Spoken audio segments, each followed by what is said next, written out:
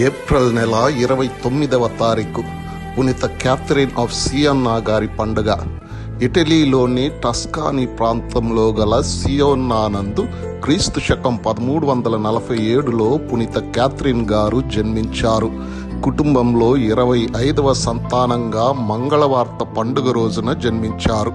ఒకనాడు వీరికి ఆకాశంలో మహోన్నత సింహాసనంపై ప్రభువైన క్రీస్తు తన అపోస్తులతో కలిసి కూర్చున్న దృశ్యం కనిపించింది.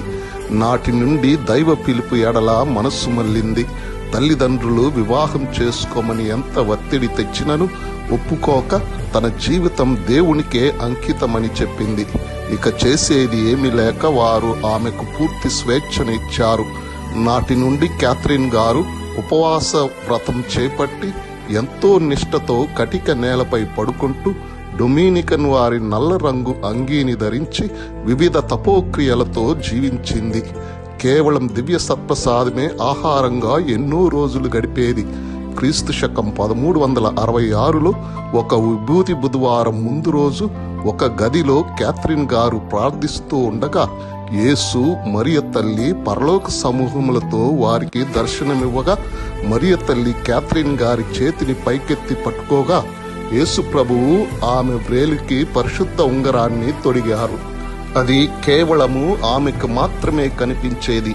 ఈ పరిశుద్ధ ఉంగరం ద్వారా క్యాథరిన్ గారు తాను ప్రభువు పత్నిగా భావించుకుని నూతన ఉత్తేజంతో చైతన్యంతో తోటి డొమినికన్ మఠవాసినులతో కలిసి క్రీస్తు పరిచర్యను ముమ్మరంగా చేశారు. సియోన్నా నందు ప్లేగు వ్యాధి ప్రబలగా క్యాథరిన్ గారు తన అనుచరులతో కలిసి అవిశ్రాంతంగా వైద్య సేవలు అందించారు. తన ప్రార్థనా శక్తితో ఎంతో మందిని బాగు చేశారు. వీరు తన 28వ ఏట యేసుక్రీస్తుని పంచగాయాల్ని పొందారు. దైవ బలం వల్ల ఎన్నో సమస్యలకు సమాధానాలిస్తున్న క్యాథరిన్ గారి చెంతకు రాజులు, మేత్రానులు, రాజకీయ ప్రముఖులు వచ్చి పరిష్కారాలు పొందేవారు. వీరు పవిత్రాత్మ ప్రేరణతో సంభాషణలు అనే గ్రంథాన్ని 4 సంపుటాలుగా రాశారు.